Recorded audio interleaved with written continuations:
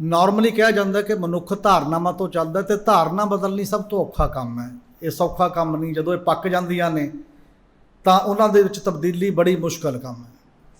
जिवें मिसाल के तौर पर असी बहुत बार एक गल करते हैं कि फांसी की सज़ा खत्म होवे। साडे तां महाराजा रणजीत सिंह दे राज च इक नूं भी फांसी नहीं दित्ती गई, हालांकि दुनिया के तो बहुत सारे देशों ने खत्म की है। पर जिद्दण कोई थोड़ी जी घटना वापर जाती है, कोई साडे नेड़ले बंदे नूं कुछ हो जाता तो सारे मुजाहरिਆਂ 'ਚ ਇੱਕੋ ही डिमांड होती है, फलाने बंदे नूं फाहे लाओ, फलाने बंदे नूं फाहे लाओ। ਇਹਦਾ मतलब जो बहुत चेतन रूप च किसी दूर की गल करते हैं धारना की, तो सानू चंगी लगती है फांसी नहीं होनी चाहिए। जब तुहाडे ते अपने ते किते नेड़े तेड़े पैंदी है तो धारना उही जची पई है, दिमाग दे विचों बदली नहीं है। असी आत्मसात नहीं किया होया कि साडे चों नारा आए ही ना, वो मुड़ के उत्थे ना पहुँचीए पिछे जिहड़ियां चीज़ां नूं असीं छड्ड के जाना चाहुंदे हां किसी ना किसी रूप दे विच। शायद यही वजह डेमोक्रेसी नाल संबंधित है। असी डेमोक्रेसी लई लड़े नहीं हाँ, सानू जिन्नी क अंग्रेज दे गए चले गए। डेमोक्रेसी लई अर्जित करन दे लई, डेमोक्रेटिक माहौल बनाउण दे लई लखां लोकां दे गल कट्टे गए ने। लखां लोग, सानू तां 10 लाख पंजाबी याद आउंदा जिहड़ा 47 च इदों किते वध बंदे मरे ने डेमोक्रेटिक वैल्यू सिस्टम नूं क्रिएट करन लई ते इह सिस्टम इवॉल्व करन दे वास्ते। दुनिया दे विच असीं जे दुनिया दा इतिहास ओवरऑल पढ़दे हां ते किस ढंग नाल लड़ियां ने डेमोक्रेसी दी लड़ाइयां। इस करके जिहड़ी चीज़ कहंदे ना थोड़ी जी मुफ्त जे च मिली होवे, थोड़ी जी उन्ना जोर ना लग्या होवे, तो उहदी अहमियत दा एहसास कदे नहीं हुंदा किसी भी रूप दे विच कि असीं उहदे लई बिल्कुल पिलर दे तौर ते खड़ना है, किस ढंग नाल खड़ना है, किस ढंग नाल चलो वो साडे जहन दा हिस्सा ही नहीं बनदी। साडा दृष्टिकोण उत्थों चलदा ही नहीं है, होरां कामां तो चलण लग जांदा।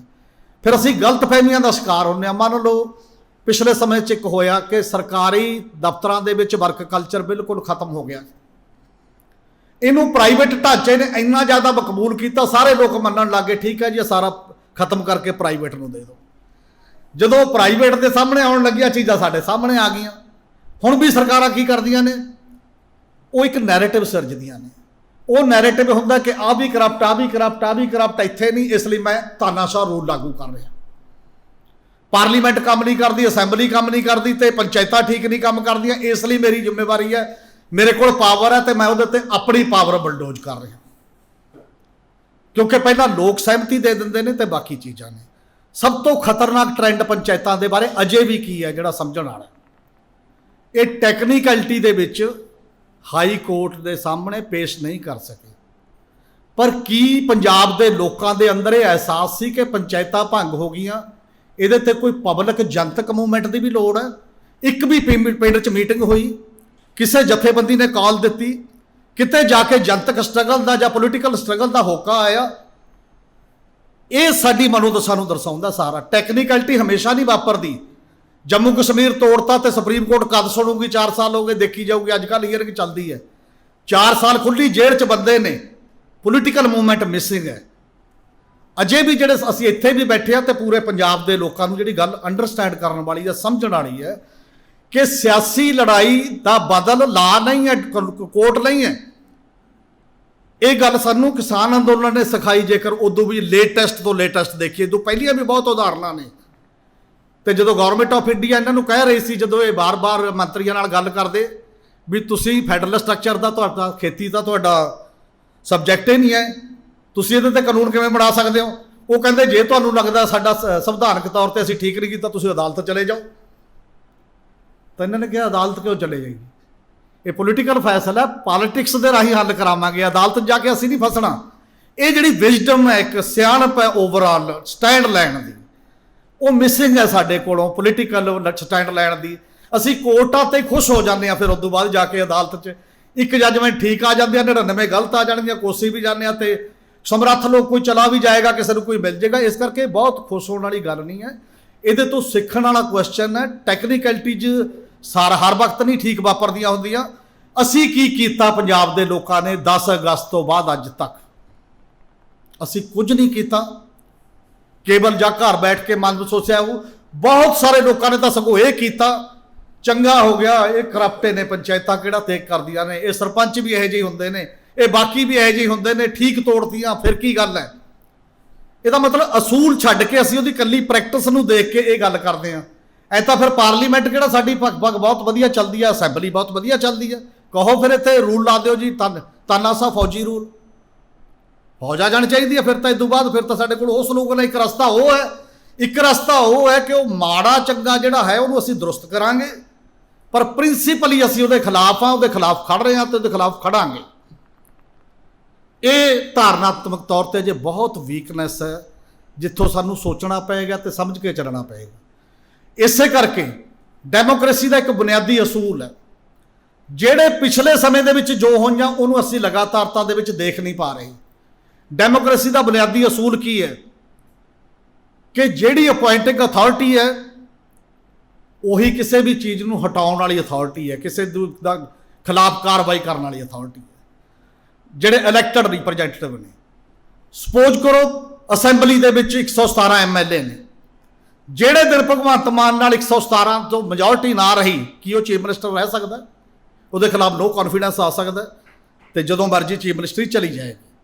ਗੌਰਮੈਂਟ ਆਫ ਇੰਡੀਆ 'ਚ ਅਸੀਂ ਕਿੰਨੇ ਵਾਰ ਦੇਖਿਆ, ਵਾਜਪਾਈ ਦੀ 13 ਦਿਨ ਦੀ, 13 ਮਹੀਨੇ ਦੀ ਤੇ ਬਾਕੀ ਸਰਕਾਰਾਂ ਦੇਖੀਆਂ ਨੇ। ਜਦੋਂ ਮੈਜੋਰਟੀ ਨਹੀਂ ਰਹਿੰਦੀ ਤੁਸੀਂ ਨਹੀਂ ਹੋ ਸਕਦੇ। ਇਲੈਕਟਡ ਰਿਪਰੈਜ਼ੈਂਟੇਟਿਵ ਨੇ ਆਪਣੇ ਬੌਸ ਚੁਣੇ ਸੀ ਤੇ ਉਹੀ ਹੱਕ ਲੋਕਾਂ ਨੂੰ ਕਿਉਂ ਨਹੀਂ, ਜਿਹਨੇ ਉਹ MP ਚੁਣਿਆ, ਜਿਹਨੇ ਉਹ MLA ਚੁਣਿਆ। ਇਹ ਥੋੜਾ ਜਿਹਾ ਹੇਠਾਂ ਵੀ ਉਹੀ ਪ੍ਰਿੰਸੀਪਲ ਲਾਗੂ ਕਰੋ ਨਾ ਕਿ ਜਿਹੜਾ ਬੰਦਾ ਵੀ ਠੀਕ ਕੰਮ ਨਹੀਂ ਕਰਦਾ, ਜਿਹੜਾ ਬੰਦਾ ਵੀ ਬਾਕੀ ਉਸ ਤਰੀਕੇ ਨਾਲ ਨਹੀਂ ਕੰਮ ਕਰਦਾ, ਤਾਂ ਉੱਥੇ ਹਟਾਉਣ ਦਾ ਰਾਈਟ ਕਿਸੇ ਨੂੰ ਨਹੀਂ ਹੈ। ਉਹ ਜੇ ਡੈਮੋਕ੍ਰੇਸੀ ਆ ਤਾਂ ਲੋਕਾਂ ਨੂੰ ਕਿਉਂ ਨਹੀਂ ਆ ਹਟਾਉਣ ਦਾ ਹੱਕ ਕਿ ਜੇਕਰ ਉਹ ਨਹੀਂ ਠੀਕ ਤਰੀਕੇ ਦਾ ਕੰਮ ਕਰਦਾ, ਜਿੱਡਾ ਮਰਜੀ ਰੇਪ ਕੇਸ ਹੋ ਜੇ, ਬਲੰਡਰ ਹੋ ਜੇ, ਕਰਪਸ਼ਨ ਹੋ ਜੇ, ਨਹੀਂ ਹੱਕ 5 ਸਾਲ ਲਈ। ਉਹ ਇੱਕ ਵਾਰ ਪਤੰਗ ਦੀ ਡੋਰ ਟੁੱਟੀ, ਪਤੰਗ ਪਤਾ ਨਹੀਂ ਕਿੱਥੇ ਵਗ ਜਾਂਦਾ ਮੁੜ ਕੇ। ਫਿਰ ਲੋਕਾਂ ਪ੍ਰਤੀ ਜਵਾਬਦੇਹੀ ਮੰਗਦੇ ਆ ਕਿ ਉਹ ਜਵਾਬਦੇਹ ਹੋਣਗੇ ਲੋਕਾਂ ਪ੍ਰਤੀ। ਕਿਸ ਢੰਗ ਨਾਲ ਹੋ ਸਕਦੇ ਨੇ? ਇੱਥੇ ਡਬਲ ਸਟੈਂਡਰਡ ਕਾਨੂੰਨ ਕੰਮ ਕਰ ਰਹੇ ਆ, ਜਾਂ ਤਾਂ ਉੱਥੇ ਵੀ ਉਹ ਬਦਲ ਦਿਓ ਜਾਂ ਇੱਥੇ ਵੀ ਬਦਲੋ। ਸਿੰਗਲ ਕਾਨੂੰਨ ਪ੍ਰਸ਼ਾਸਨ 'ਚ ਵੀ ਇਹੀ ਹੈ। ਪ੍ਰਸ਼ਾਸਨ 'ਚ ਜਿਹੜੀ ਅਪੁਆਇੰਟਿੰਗ ਅਥਾਰਟੀ ਹੈ ਕਿਸੇ ਵੀ ਮੁਲਾਜ਼ਮ ਦੀ, ਉਹੀ ਉਹਦੇ ਖਿਲਾਫ ਕਾਰਵਾਈ ਕਰ ਸਕਦੀ ਹੈ, ਉਹੀ ਹਟਾ ਸਕਦੀ ਹੈ, ਦੂਜੀ ਨਹੀਂ ਹਟਾ ਸਕਦੀ। ਆਹ ਹੁਣ ਪਟਵਾਰੀਆਂ ਦਾ ਮਾਮਲਾ ਆਇਆ, ਪਟਵਾਰੀਆਂ ਦੀ ਅਪੁਆਇੰਟਿੰਗ ਅਥਾਰਟੀ ਕਲੈਕਟਰ ਹੈ, ਡਿਪਟੀ ਕਮਿਸ਼ਨਰ, ਔਰ ਉਹਨਾਂ ਨੇ ਥ੍ਰੈਟ ਵੀ ਉਹਨਾਂ ਨੂੰ ਕੀਤਾ ਵੀ ਜਿਹੜਾ ਕਲੈਕਟਰ ਆਏਗਾ ਬਾਈ ਨੇਮ ਅਸੀਂ ਕੋਰਟ ਦੇ ਵਿੱਚ ਘੜੀਸਾਂਗੇ, ਸਾਨੂੰ ਹੱਥ ਲਾ ਕੇ ਦਿਖਾਓ। ਕਿਉਂਕਿ ਉੱਪਰੋਂ ਚੀਫ ਮਿਨਿਸਟਰ ਆਰਡਰ ਕਰਦੇ ਜੋ ਮਰਜੀ, ਦਸਖਤ ਕਲੈਕਟਰ ਦੇ ਹੋਣਗੇ, ਉਹਨੂੰ ਹਟਾਉਣ ਦੇ ਲਈ ਫਾਈਲ ਤੇ ਦਸਖਤ ਉਹਦੇ ਨੇ, ਉਹੀ ਹਟਾ ਸਕਦਾ ਉਸੇ ਤਰੀਕੇ ਦੇ ਨਾਲ।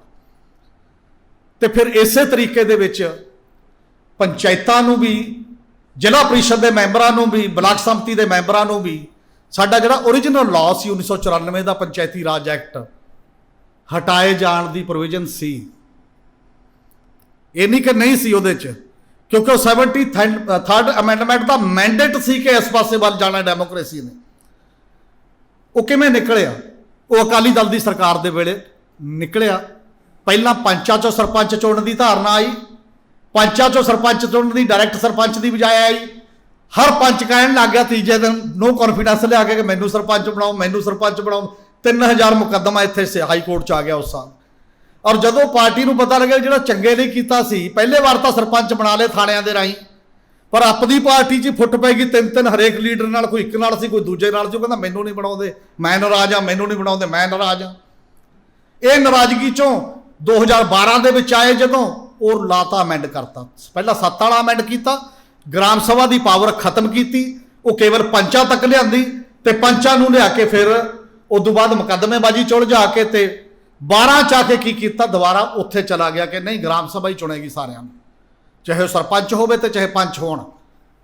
ਪਰ ਠੱਗੀ ਉੱਥੇ ਵੱਜ ਗਈ, ਕਿਉਂਕਿ ਪੰਜਾਬ ਦੇ ਲੋਕ ਰੂਰਲ ਡੈਮੋਕ੍ਰੇਸੀ ਬਾਰੇ, ਪੰਜਾਬ ਦਾ ਮੀਡੀਆ, ਪੰਜਾਬ ਦਾ ਇੰਟੈਲੀਜੈਂਸੀਆ ਬਿਲਕੁਲ ਡੈਡਵੁੱਡ ਦਿਮਾਗ ਨਾਲ ਆਪਰੇਟ ਹੋ ਰਿਹਾ ਸਾਰੇ ਦੇ ਸਾਰੇ।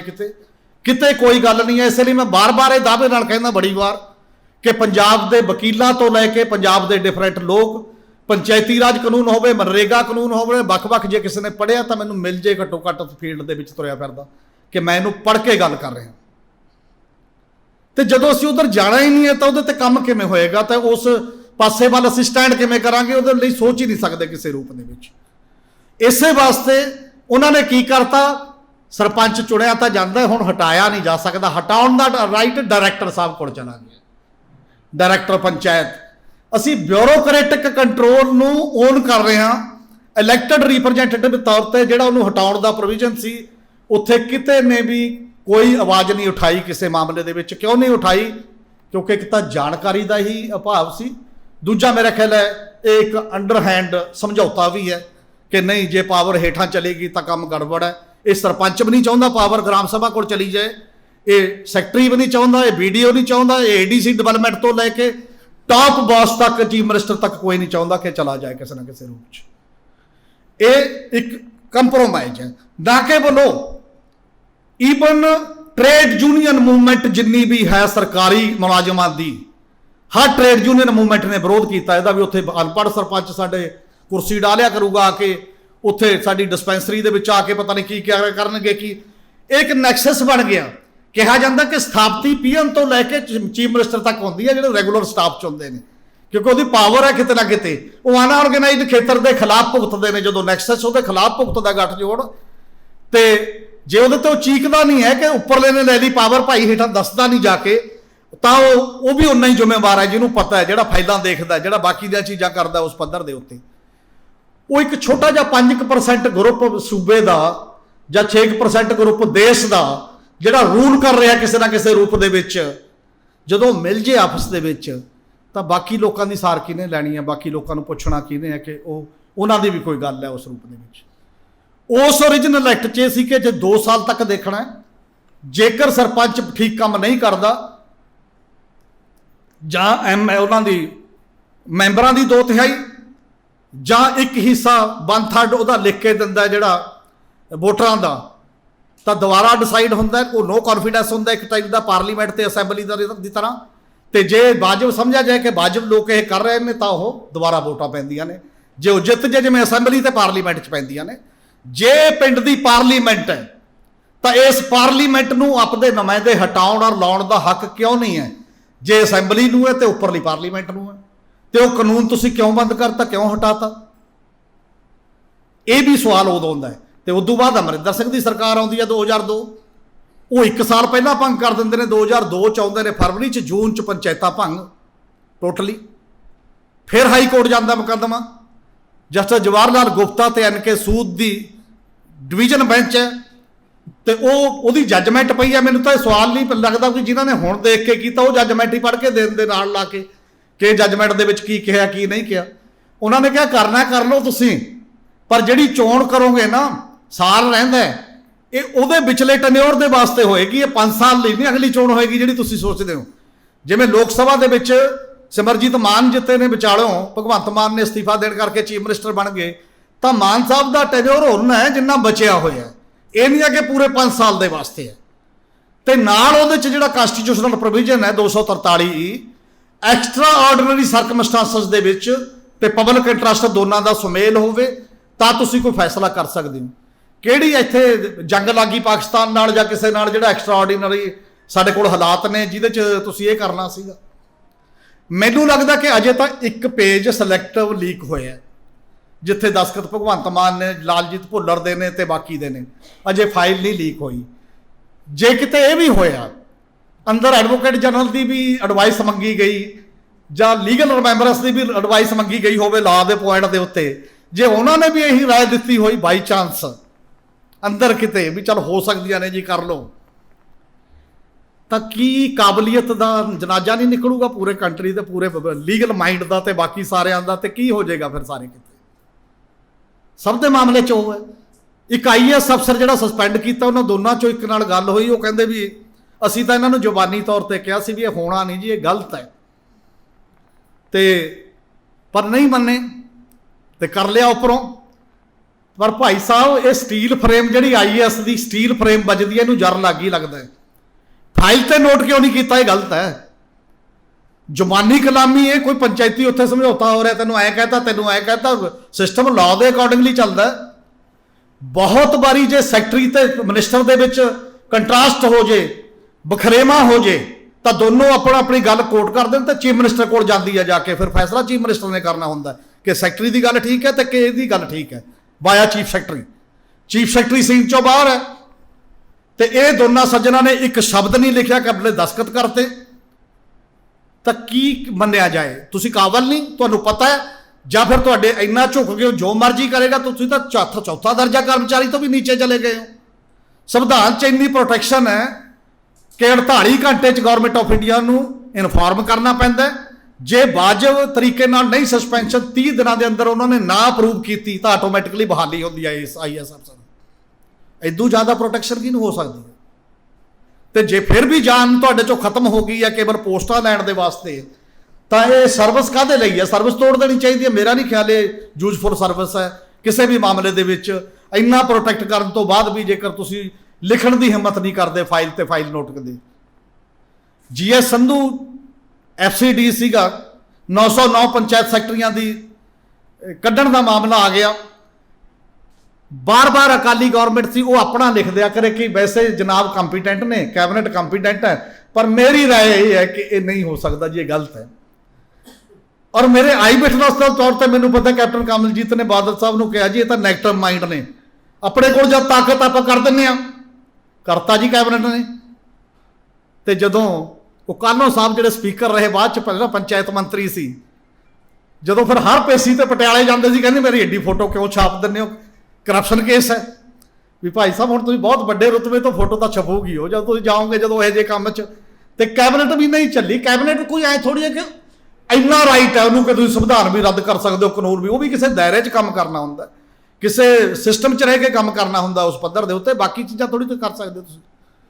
इस करके एक तो यह सारा एक बड़ा मामला है। तो ये लगातार पिंड टोटल स्ट्रैटजी चों बाहर ने, पिंड उजाड़ने ने। ओवरऑल कारपोरेट डिवेलपमेंट का मॉडल जिहड़ा ते अर्बनाइजेशन का मॉडल है जिहदे चों पिंडां चों कढ़े हुए बंदे सस्ती लेबर शहर दे विच सप्लाई होण दी गल है। तो लेबर जिहड़ी सस्ती मिलूगी 500-500 हज़ार रुपये ते भांडे मांजण लई, वो एक डिजाइन का हिस्सा है किस ना कि। नहीं तो फूड मार्केट सब तो ज़्यादा प्रॉफिटेबल अजकल तो फूड पैदा करने वाला खुदकशी कर रहा करजे दे बोझ, नहीं तो संभव ही नहीं हो सकता जो पॉलिसी का सैटअप उस पासे वाल ना हो। तो जेड़े जेड़ियां दी समर्था होंदी है असी शहर में भाग ला दें आके, तो असी तो पिंड छड्ड ही रहे हैं। वैसे ही चंगा कि आप तो पिंड छड्ड के उत्थे चली, आप की लैना जी, पिंड तो रहन दो। हुण तो मास्टर जी भी पिंड च नहीं रहिंदे जो कदे जी तो चिट्ठी चुट्ठी पढ़ा लेंदे सी, जिन्होंने बाकी दी चीज़ां करते सी। वो एस्केपिस्ट रूट मिलिया होया सारिਆਂ ਨੂੰ ਵੱਖ-ਵੱਖ टाइप का कि असी वो लगा छड्ड के अजे भी 62% 65% लोगों का, तो असी अपने आप उस पद्धर के उत्ते जा रहे हैं। नहीं तो 30 साल पूरे हो गए ने 24 अप्रैल 1993 में 73rd अमेंडमेंट के तहत 3 चीज़ां होणियां सी। और 3 चीज़ां किहड़ियां होणियां सी उस मामले च? नंबर 1, 29 डिपार्टमेंट ट्रांसफर होने सी पंचायती राज इंस्टीट्यूशन च, उन्होंने कर्मचारी ट्रांसफर होने सी ते उन्होंने फाइनांस ट्रांसफर होना सी। कर्नाटका का 40% बजट सीधा पंचायती राज ते लोकल बॉडी के खाते च जाता है, केरला का 23% जाता है। साढ़े पिछले 13 साल हो गए एक पंजी सरकारी खजाने चो गई हो किसी पिंड में, किसी पंचायत में। ये इल्जाम है, मैं बार बार खड़ के ला रहा हर स्टेज पर।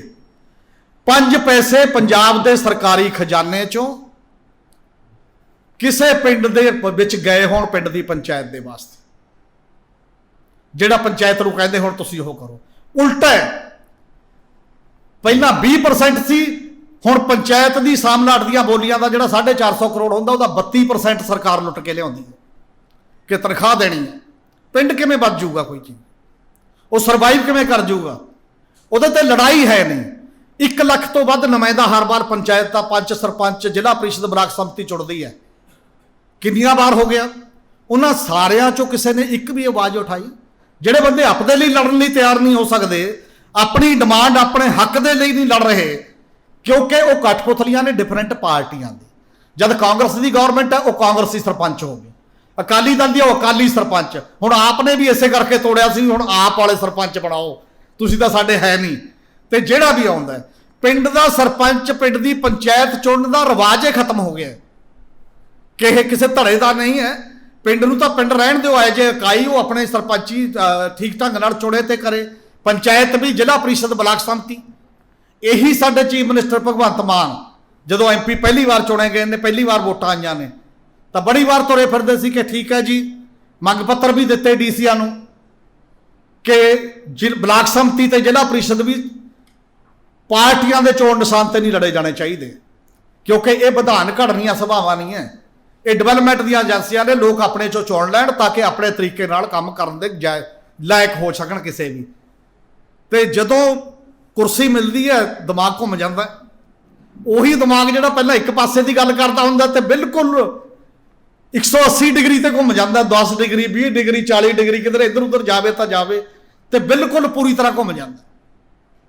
ਇਹਦਾ ਮਤਲਬ ਸਾਡੇ ਦਿਮਾਗ 'ਚ ਇਨਬਿਲਟ ਕਿਤੇ ਪਾਵਰ ਹੰਗਰ ਹੈ, ਤਾਕਤ ਦੀ ਭੁੱਖ ਆਲਰੇਡੀ ਹੈ। ਬਾਕੀ ਸਭ ਉਹਦੇ ਨਾਲ ਲਾਇਆ ਲੂਆ ਕਰੀਮ ਮਸਾਲਾ ਇੱਧਰ ਉੱਧਰ ਲੈ ਲੋਕਾਂ ਨੂੰ ਦਿਖਾਉਣ ਦੇ ਵਾਸਤੇ। ਕੋਈ ਕਮਿਟਮੈਂਟ ਨਹੀਂ ਹੈ ਪਬਲਿਕ ਦੇ ਨਾਲ, ਕੋਈ ਪ੍ਰਿੰਸੀਪਲ ਨਹੀਂ ਹੈ, ਕੋਈ ਆਈਡੀਓਲੋਜੀ ਨਹੀਂ ਹੈ।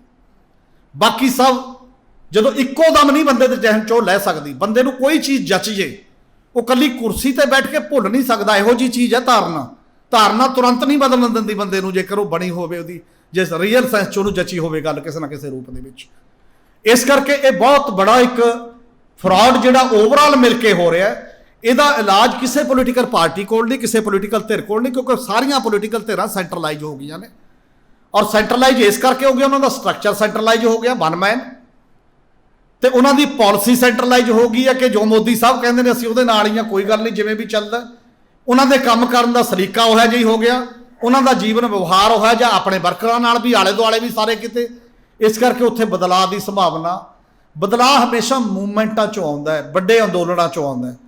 ਔਰ ਉਹ ਅੰਦੋਲਨ ਲੋਕਾਂ ਨੂੰ ਜਨਰਲੀ ਬਦਲਦੇ ਨੇ। ਸ਼ਕਲ ਅੰਦੋਲਨ ਮੇਰਾ ਖਿਆਲ ਹੈ ਬਹੁਤ ਤੇਜ਼ ਝੱਖੜ ਵਾਂਗ ਕੰਮ ਕਰਦੇ ਨੇ, ਜਿਹੜਾ ਸਾਰੀਆਂ ਚੀਜ਼ਾਂ ਨੂੰ ਹੂੰਝ ਕੇ ਲੈ ਜਾਂਦਾ, ਕਈ ਵਾਰ ਬਹੁਤ ਚੀਜ਼ਾਂ ਨੂੰ ਤੋੜ ਦਿੰਦਾ। ਪੁਰਾਣੇ ਜੰਗ ਲੱਗੇ ਹੋਏ ਜਿਹੜੀਆਂ ਚੀਜ਼ਾਂ ਨੇ, ਸ਼ਾਇਦ ਇਹੀ ਕਾਰਨ ਹੈ ਕਿ ਸਾਡੇ ਜਨਮ 'ਚ ਅਸੀਂ ਜਿਹੜਾ ਇੱਕ ਵੱਡਾ ਅੰਦੋਲਨ ਕਿਸਾਨ ਅੰਦੋਲਨ ਦੇ ਤੌਰ ਤੇ ਦੇਖਿਆ। ਅੱਜ ਵੀ ਜੇ ਪੰਜਾਬ ਦਾ ਬੰਦਾ ਖੜਾ ਰਹਿ ਰਿਹਾ ਕਿਸੇ ਦੇ ਸਾਹਮਣੇ, ਚਾਹੇ ਉਹ ਜੀਰੇ 'ਚ ਖੜਾ, ਚਾਹੇ ਜਿੱਥੇ ਮਰਜ਼ੀ ਖੜਾ, ਚਾਹੇ ਉਹ ਮਾਨਸਾ ਦੇ ਵਿੱਚ ਖੜਾ ਨਸ਼ੇ ਦੇ ਮਾਮਲੇ 'ਚ ਲਗਾਤਾਰ, ਤਾਂ ਇਹ ਉਸ ਅੰਦੋਲਨ ਦਾ ਇੱਕ ਜਜ਼ਬਾ ਹੈ ਜਿਹੜਾ ਕੰਟੀਨਿਊ ਕਰ ਰਿਹਾ। ਉਹ ਅਲੱਗ ਗੱਲ ਹੈ ਕਿ ਸਾਡੀਆਂ ਜਥੇਬੰਦੀਆਂ ਦਾ ਯੂਨਿਟੀ ਬ੍ਰੇਕ ਹੋ ਗਈ ਤੇ ਉਹ ਬਾਕੀ ਦੀਆਂ ਚੀਜ਼ਾਂ ਉਸ ਪਾਸੇ ਵੱਲ ਚੱਲ ਰਹੀਆਂ ਨੇ। ਉਹ ਅੰਦਰ ਝਾਤ ਜਥੇਬੰਦੀਆਂ ਨੂੰ ਵੀ ਮਾਰਨਾ ਪਏਗਾ ਤੇ ਬਾਕੀ ਚੀਜ਼ਾਂ ਵੀ ਕਰਨੀਆਂ ਪੈਣਗੀਆਂ ਉਸ ਪੱਧਰ ਦੇ ਉੱਤੇ। ਪਰ ਜਿਹੜੀ ਉਹਦੀ ਵਿਰਾਸਤ ਹੈ, ਕਿਰਪਾ ਕਰਕੇ ਉਹ ਤਾਂ ਕਾਇਮ ਰਹੇ ਨਾ। ਤੇ ਸੂਝ ਦੇ ਤੌਰ ਤੇ ਲੋਕਾਂ ਨੂੰ ਇਹ ਸਮਝ ਆ ਗਈ ਹੈ ਕਿ ਕਿਸੇ ਸਰਕਾਰੇ ਦਰਬਾਰੇ ਕੁਝ ਨਹੀਂ ਬਣਨਾ, ਕਿਸੇ ਸਿਫਾਰਸ਼ਬਾਜ਼ੀ ਨਾਲ ਕੁਝ ਨਹੀਂ ਬਣਨਾ। ਜੇ ਤੁਹਾਡੇ 'ਚ ਜਾਨ ਹੈ, ਜਾਓ ਤੇ ਸੜਕ ਤੇ ਰੋਕੋ। ਮੈਂ ਪਹਿਲਾਂ ਵੀ 2-3 ਵਾਰ ਇਹ ਕਿਹਾ, ਜਵਾਹਰ ਰਾਮ ਮਨੋਹਰ ਲੋਹੀਆ ਦਾ ਕੋਟ, ਉਹ ਕਹਿੰਦਾ ਸੀ ਜਦੋਂ ਸੜਕਾਂ ਸੁੰਨੀਆਂ ਹੋ ਜਾਂਦੀਆਂ ਨੇ ਤੇ ਸੰਸਦ ਅਵਾਰਾ ਹੋ ਜਾਂਦੀ ਹੈ। ਤੇ ਪੰਜਾਬ ਦੀਆਂ ਸੜਕਾਂ ਦੇਸ਼ ਦੀਆਂ ਜਦੋਂ ਤੋਂ ਸੁੰਨੀਆਂ ਨੇ ਤੇ ਪਾਰਲੀਮੈਂਟ ਅਵਾਰਾ ਹੈ ਤੇ ਅਸੈਂਬਲੀਆਂ ਅਵਾਰਾ ਹੋ ਜਾਂਦੀਆਂ ਨੇ। ਉੱਥੇ ਪ੍ਰਧਾਨ ਮੰਤਰੀ ਨਰਿੰਦਰ ਮੋਦੀ ਪੂਰੀ ਪਾਰਲੀਮੈਂਟ ਦੇ ਸੈਸ਼ਨ ਦੇ ਵਿੱਚ, ਮੌਨਸੂਨ ਸੈਸ਼ਨ ਦੇ ਵਿੱਚ ਕਿਸੇ ਦੀ ਗੱਲ ਸੁਣਨ ਲਈ ਆਉਣ ਲਈ ਤਿਆਰ ਨਹੀਂ ਹੈ। ਐਡਜੋਰਨਮੈਂਟ ਮੋਸ਼ਨ ਦੇ ਬਾਵਜੂਦ ਵੀ ਹੰਕਾਰ ਦਾ ਐਡਾ ਵੱਡਾ ਔਰਾ ਇੱਕ ਤੁਸੀਂ ਲਈ ਫਿਰਦੇ ਹੋ ਆਪਣੇ ਮੋਢਿਆਂ ਤੇ। ਵਿਰੋਧੀ ਧਿਰ ਦੇ ਬੰਦੇ ਕੀ ਕਹਿ ਰਹੇ ਨੇ ਸੁਣਨ ਲਈ ਤਿਆਰ ਨਹੀਂ ਹੈ, ਸੁਣ ਕੇ ਜਵਾਬ ਦੇਣਾ ਬੈਠਦੇ ਨੇ। ਤੇ ਉਹ ਕਹਿੰਦੇ ਮੈਂ ਕੀ ਸੁਣਨਾ, ਆ ਕੇ ਆਪਣਾ ਲੈਕਚਰ ਦਊਂਗਾ ਜੋ ਦੇ ਕੇ ਚਲਾ ਜਾਊਂਗਾ। ਤੇ ਇਹੀ ਸਾਡੇ ਚੀਫ ਮਿਨਿਸਟਰ ਭਗਵੰਤ ਮਾਨ ਕਹਿੰਦੇ ਨੇ, ਤੁਸੀਂ ਅਸੈਂਬਲੀ ਸੁਣੇ ਹੋਣਗੇ ਵੀ ਮੈਂ ਤਾਂ ਸਪੀਕਰ ਸਾਹਿਬ ਕਹਿੰਦੇ ਇਹਨਾਂ ਨੂੰ ਬੁਲਾਇਆ ਹੀ ਨਾ ਕਰੋ, ਆ ਜਿਹੜੇ ਵਿਰੋਧੀ ਬੈਠੇ ਨੇ ਇਹਨਾਂ ਦਾ ਕੋਈ ਲੋੜ ਹੀ ਨਹੀਂ ਹੈ। ਇਹ ਮਾਈਂਡਸੈਟ ਦੱਸਦਾ ਕਿ ਕਿੰਨਾ ਡਿਕਟੇਟੋਰੀਅਲ ਮਾਈਂਡਸੈਟ ਹੈ ਤੁਹਾਡਾ। ਤੁਸੀਂ ਬਿਲਕੁਲ ਹੀ ਨਹੀਂ ਸੋਚ ਰਹੇ ਵੀ ਬਾਕੀ ਵਿਰੋਧੀ ਇੱਕ ਵੀ ਚੁਣਿਆ ਜਾਏ। ਡੈਮੋਕ੍ਰੇਸੀ ਦਾ ਬੁਨਿਆਦੀ ਅਸੂਲ ਇਹ ਹੈ ਕਿ ਜੇ ਸਾਡੇ ਸਾਰਿਆਂ 'ਚੋਂ ਕੋਈ ਇਕੱਲਾ ਖੜਾ ਹੋਵੇ, ਇਕੱਲੇ ਦੀ ਗੱਲ ਜ਼ਿਆਦਾ ਧਿਆਨ ਨਾਲ ਸੁਣਨੀ ਚਾਹੀਦੀ ਹੈ। ਦੂਜਿਆਂ ਦੀ ਗੱਲ ਤਾਂ ਚਲੋ ਸਾਰਿਆਂ ਦੀ ਗੱਲ 'ਚ ਆ ਜਾਂਦੀ ਹੈ ਤੇ ਉਹਨੂੰ ਜ਼ਿਆਦਾ ਟਾਈਮ ਦੇਣ ਦੀ ਲੋੜ ਹੁੰਦੀ ਹੈ ਕਿਸੇ ਨਾ ਕਿਸੇ ਰੂਪ ਦੇ ਵਿੱਚ। ਹੁਣ ਵੀ ਮੇਰੇ ਖਿਆਲ ਇਹ ਹੈ ਕਿ ਜਿਹੜਾ ਓਵਰਆਲ ਸਟਰਕਚਰ ਹੈ, ਫੈਡਰਲ ਸਟਰਕਚਰ ਦਾ ਕਨਸੈਪਟ ਹੈ, ਦੋ ਹੀ ਰਸਤੇ ਨੇ। ਇੱਕ ਸੈਂਟਰਲਾਈਜੇਸ਼ਨ ਆਫ ਪਾਵਰ ਦਾ ਰਸਤਾ ਹੈ, ਦੂਸਰਾ ਲੋਕਾਂ ਦੇ ਫੈਡਰਲ ਤੇ ਇੰਪਾਵਰਮੈਂਟ ਆਫ ਪੀਪਲ। ਦੋ ਚੀਜ਼ਾਂ ਦਾ ਕਨਸੈਪਟ ਜਿਹੜਾ ਜੁੜਿਆ ਹੋਇਆ। ਫੈਡਰਲ ਸਟਰਕਚਰ ਜ਼ਰੂਰੀ ਹੈ, ਪਰ ਫੈਡਰਲ ਸਟਰਕਚਰ ਆਪਦੇ ਆਪ 'ਚ ਇੰਨਾ ਜ਼ਰੂਰੀ ਨਹੀਂ ਕਿ ਉਹ ਚੰਡੀਗੜ੍ਹ ਆ ਕੇ ਖੜ ਜੇ। ਉਹੋ ਜਿਹੀ ਚੀਫ ਮਿਨਿਸਟਰ ਮਿਲੇਗਾ ਜਿਹੋ ਜਿਹਾ ਪ੍ਰਧਾਨ ਮੰਤਰੀ ਮਿਲਿਆ। ਉਹ ਤਾਕਤਾਂ ਵੀ ਇਹਦੇ ਪੱਥੇ 'ਚੋਂ ਜਾਣੀਆਂ ਚਾਹੀਦੀਆਂ ਨੇ ਨੀਚੇ ਜ਼ਿਲ੍ਹਿਆਂ 'ਚ, ਬਲਾਕਾਂ 'ਚ ਤੇ ਅੱਗੇ ਜਾ ਕੇ। ਉਹਦਾ ਇਲਾਜ ਕੇਵਲ ਇਹੀ ਹੈ ਕਿ ਗ੍ਰਾਮ ਸਭਾਵਾਂ ਸਰਗਰਮ ਪਿੰਡਾਂ ਦੇ ਵਿੱਚ ਕਿਵੇਂ ਹੋਣ। ਜੇ ਗ੍ਰਾਸ ਰੂਟ ਲੈਵਲ ਦੀ ਪਾਰਲੀਮੈਂਟ ਐਕਟਿਵ ਹੋ ਜੇ ਤਾਂ ਉੱਪਰਲੀਆਂ ਪਾਰਲੀਮੈਂਟਾਂ ਨੂੰ ਰਾਹ ਦਿਖਾ ਸਕਦੀ ਹੈ ਕਿਸੇ ਵੀ ਰੂਪ ਦੇ ਵਿੱਚ ਜਾ ਕੇ ਕਿ ਆ ਇਸ ਪੱਧਰ ਦੀ ਚੀਜ਼ ਹੋ ਸਕਦੀ ਹੈ। ਔਰ ਉਹ ਗ੍ਰਾਮ ਸਭਾ ਕਿਵੇਂ ਐਕਟਿਵ ਹੋਏਗੀ? ਆਉਣ ਵਾਲੀਆਂ ਚੋਣਾਂ 5 ਸਾਲ 'ਚ ਆਉਣੀਆਂ ਹੀ, 5 ਮਹੀਨੇ 'ਚ ਆਉਣੀਆਂ ਹੀ ਆਉਣੀਆਂ ਨੇ। 18 ਤੇ 19 ਜਨਵਰੀ ਪਹਿਲੀ ਮੀਟਿੰਗ ਹੋਈ ਸੀ ਪੰਚਾਇਤਾਂ ਦੀ। ਨਾਰਮਲੀ 5 ਸਾਲ ਉਦੋਂ ਤੱਕ ਗਿਣੇ ਜਾਂਦੇ ਨੇ ਜਦੋਂ ਤੱਕ ਜਿਹੜੀ ਉਹਨਾਂ ਦੀ ਪਹਿਲੀ ਮੀਟਿੰਗ ਹੁੰਦੀ ਹੈ, ਜਦੋਂ ਚੁਣੇ ਜਾਣ ਤੋਂ ਬਾਅਦ। ਤਾਂ ਇਟ ਮੀਨਸ ਅੱਧ ਜਨਵਰੀ ਤੱਕ ਇਹ ਚੋਣਾਂ ਹੋਣੀਆਂ ਨੇ, ਪੰਚਾਇਤੀ ਰਾਜ ਦੀਆਂ ਜਿਹੜੀਆਂ ਚੋਣਾਂ ਨੇ। ਉਹ ਇੱਕ ਅਲੱਗ ਗੱਲ ਹੈ ਕਿ ਨਵਾਂ ਕੁਝ ਆ ਜੇ, ਮੋਦੀ ਸਾਹਿਬ ਪਾਰਲੀਮੈਂਟ ਤੋੜ ਦੇਣ, ਉਦੋਂ ਬਾਅਦ ਕਹਿਣ ਇਹ ਵੀ ਅਰਲੀ ਇਲੈਕਸ਼ਨ ਹੋਣੀ ਹੈ, ਦਸੰਬਰ 'ਚ ਇਹ ਆ ਜੇ, ਤਾਂ ਉਹ ਖਾਸ ਹਾਲਾਤ 'ਚ ਮਹੀਨਾ 2 ਮਹੀਨੇ 3 ਮਹੀਨੇ ਇੱਧਰ ਉੱਧਰ ਹੋ ਜਾਣ, 6 ਮਹੀਨੇ ਤੋਂ ਦੂਰ ਹੋ ਹੀ ਨਹੀਂ ਸਕਦੀਆਂ ਉਹ ਉਦੋਂ ਬਾਅਦ।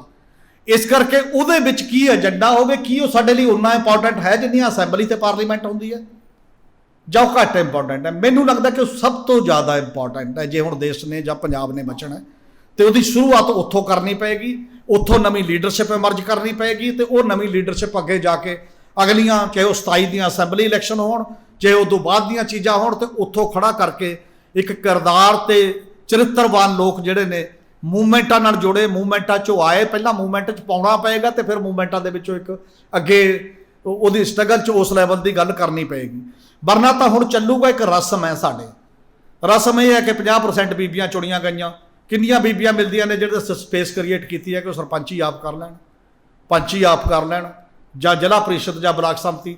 ਇੱਥੇ ਤਾਂ ਜ਼ਿਲ੍ਹਾ ਪ੍ਰੀਸ਼ਦ ਕੀ, ਇੱਥੇ ਮੰਤਰੀ ਦਾ ਘਰ ਵਾਲਾ ਡਿਪਟੀ ਡਾਇਰੈਕਟਰ ਰਿਟਾਇਰ ਉਹ ਆ ਕੇ ਬੈਠਾ ਰਿਹਾ ਇੱਥੇ। ਇੱਕ ਤਾਂ ਕਾਫੀ ਜ਼ਿਆਦਾ ਉਹਦੀ ਕੁੱਤਪਤੈਣ ਕਿਸੇ IAS ਅਫਸਰ ਨੇ ਕੀਤੀ ਵੀ ਤੂੰ ਜਾ ਭਾਈ, ਇਹ ਤਾਂ ਮਿਨਿਸਟਰੀ ਲੈਵਲ ਦਾ ਗੱਲ ਹੈ, ਬੀਬੀ ਮੰਤਰੀ ਬਣੀ ਹੈ ਤੇ ਤੈਂ ਕੀ ਲੈਣਾ ਇੱਥੇ।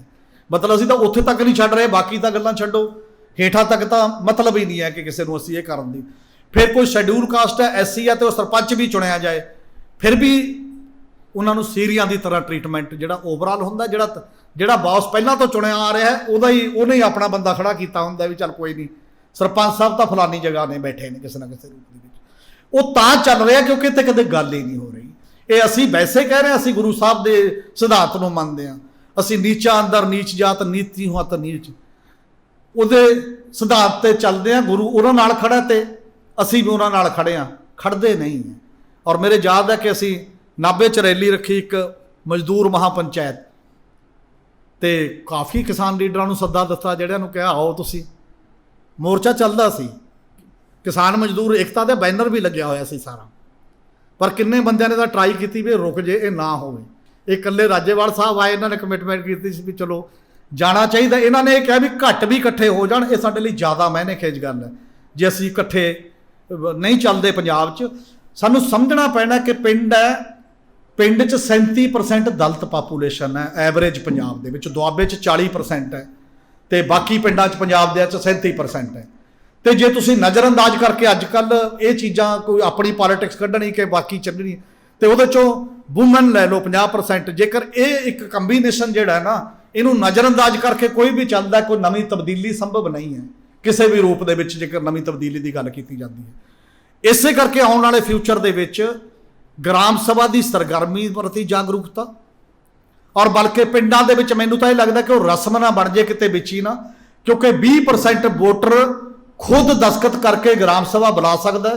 ਸਰਪੰਚ ਨਾ ਵੀ ਆਵੇ ਤਾਂ ਕਿਸੇ ਨੂੰ ਉਹਦੇ 'ਚੋਂ ਪ੍ਰਧਾਨ ਬਣਾ ਸਕਦਾ, ਚੇਅਰਮੈਨ ਉਸ ਦਿਨ, ਤੇ ਉਹ ਚੇਅਰਮੈਨ ਦੀ ਮੌਜੂਦਗੀ 'ਚ ਪਾਇਆ ਹਰ ਮਤਾ ਬੈਲਟ ਮਤ ਹੈ, ਤੇ ਕੋਈ ਪੰਚਾਇਤ ਨੂੰ ਡਿਕਟੇਟ ਕਰੇ ਗ੍ਰਾਮ ਸਭਾ ਉਸ ਤਰੀਕੇ ਦੇ ਨਾਲ। ਜੇ ਚੰਗੇ ਗ੍ਰਾਮ ਪੰਚਾਇਤ ਹੋਵੇ ਤਾਂ ਗ੍ਰਾਮ ਸਭਾ ਨੂੰ ਆਪੀ ਨਾਲ ਲੈ ਕੇ ਚੱਲੇ, ਜੇ ਚੰਗੀ ਨਹੀਂ ਬਣਦੀ ਤਾਂ ਗ੍ਰਾਮ ਸਭਾ ਜਾਗਰੂਕ ਹੁੰਦੀ ਹੈ ਤਾਂ ਪੰਚਾਇਤ ਦੀ ਮਜਬੂਰੀ ਬਣਾ ਦੇਗੀ ਉਸੇ ਤਰੀਕੇ ਦੇ ਨਾਲ।